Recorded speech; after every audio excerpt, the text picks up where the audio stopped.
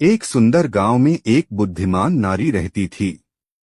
उसका नाम था लीला। वह गांव की सभी समस्याओं का समाधान निकालती थी और लोगों की मदद करती थी। गांव के लोग उसे बहुत सम्मान देते थे। एक दिन गांव में एक प्रसिद्ध ऋषि आए। उनका नाम था आनंद।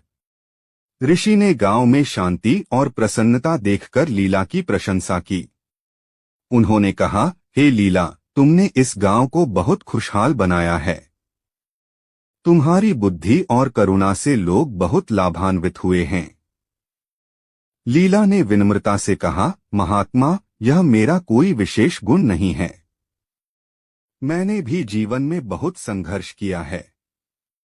मैंने देखा है कि दुख और सुख जीवन का हिस्सा है। हमें इन दोनों का सामना करने की शक्ति होनी चाहिए।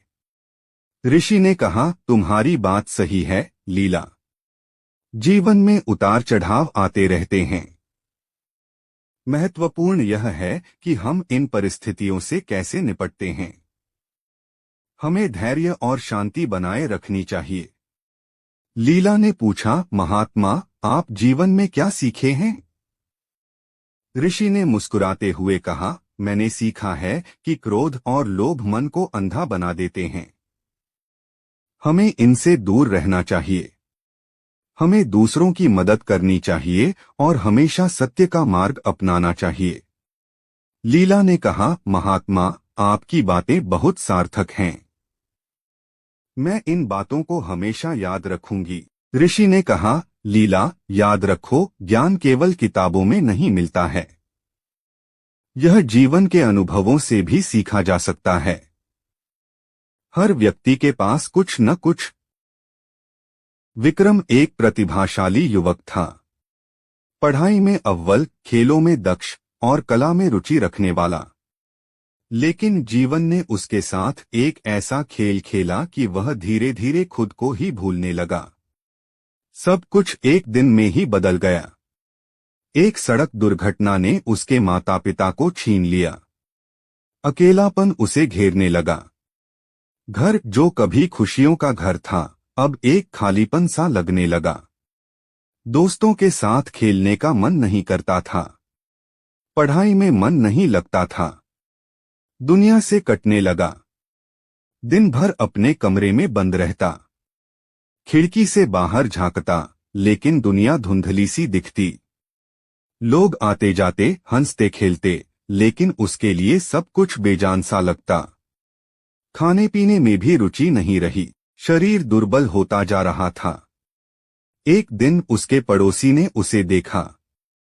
उनकी चिंता बढ़ गई। उन्होंने समझाया, विक्रम, इस तरह से जीवन व्यर्थ नहीं जाएगा। तुम्हारे माता पिता भी यही चाहते होंगे कि तुम खुश रहो।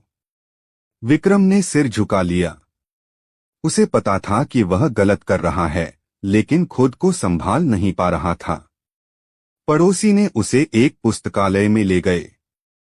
वहां किताबों की दुनिया ने उसे एक नया रास्ता दिखाया। उसने साहित्य पढ़ना शुरू किया।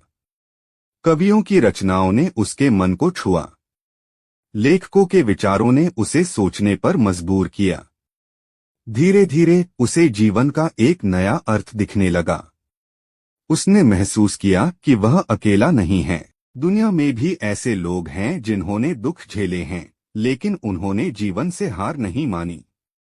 उन्होंने अपने दुखों को अपनी ताकत बनाया। उसने खुद को साहित्य की दुनिया में खो दिया। लिखना शुरू किया। अपने दुखों को शब्दों में ढालने लगा। धीरे धीरे उसके अंदर एक नई ऊर्जा का संचार हुआ।